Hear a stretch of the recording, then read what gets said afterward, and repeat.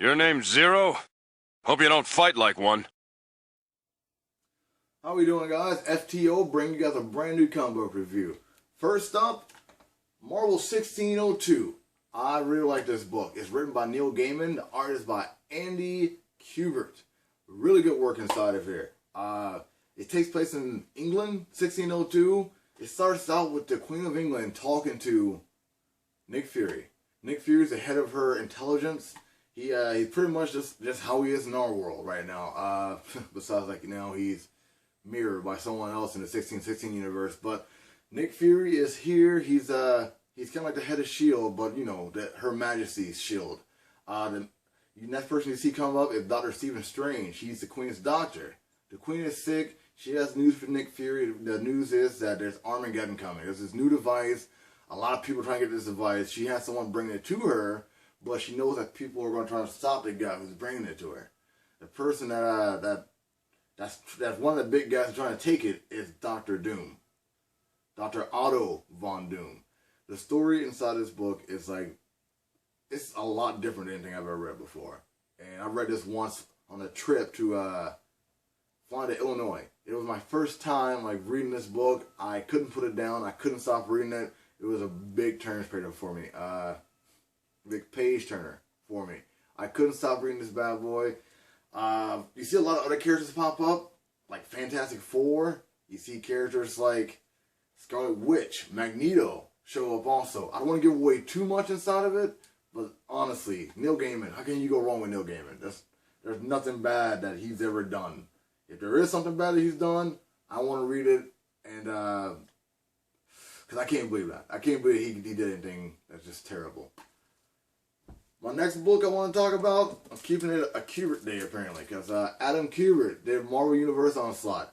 This here is it's cheesy. I will admit that it is cheesy, but I liked it. It was one of my first events that I read as a kid. It was one of the first comic books that really made me get into comics. Because my first comics I started to read was actually Spider-Man. You know I'm a huge Batman fan now, but I read this book here. I saw all the heroes on the front of it. I saw the Fantastic Four, I saw the Hulk. On the back here, you see all the X-Men on the back of it as well. You see see Thor as well. So I watched all the cartoons as a kid, and I saw this comic. I was like, what is this?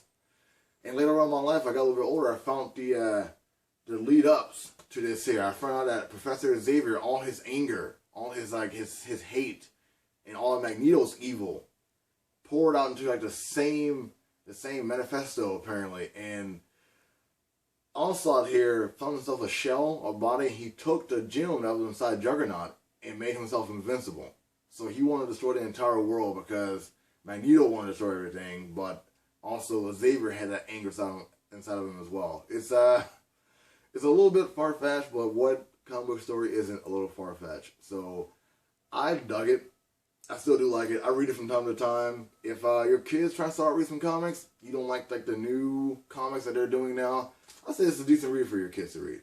Because I would definitely let my daughter read this. This is a great, fantastic, cheesy kind of story. And the aftermath of this, they want to do a Marvel reboot. So they call it Heroes Reborn. I'm going to review that comic on a different day. Stick around, watch that video as well. But this one here, if you've read it, like I always say, let me know. If you haven't, check it out. I'm going to do something a little bit different. I'm going to talk about one of the DC animated movies here. I always say my favorite DC animated movie so far is Under the Red Hood. It was very well done, Under the Red Hood. This one here is one of my close seconds, and that's the Wonder Woman. But this story here is the origin story of the Green Lantern. Most of you guys may see I got the Green Lantern earring right in my ear.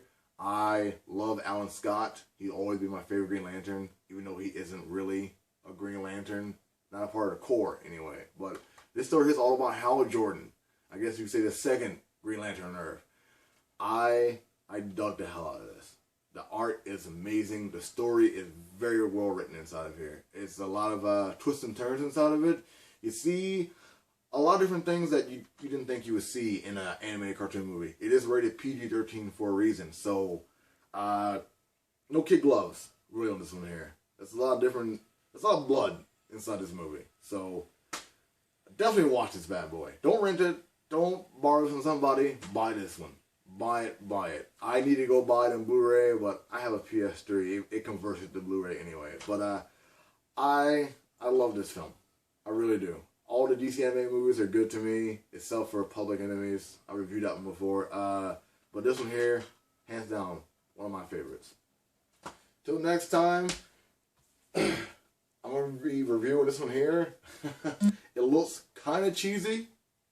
It is Superman versus Dracula. Art is by Ian Churchill. It's written by Jeff Lowe, so it has to be pretty decent. If one of my favorite writers is doing this one here. But you see the cover here is by Ed McGuinness. It's a little cheese-tastic. So I haven't read it. When I do read it, I'm going to let you guys know about it next episode. Stick around, leave some comments, tell your friends. Until next time, be frosty.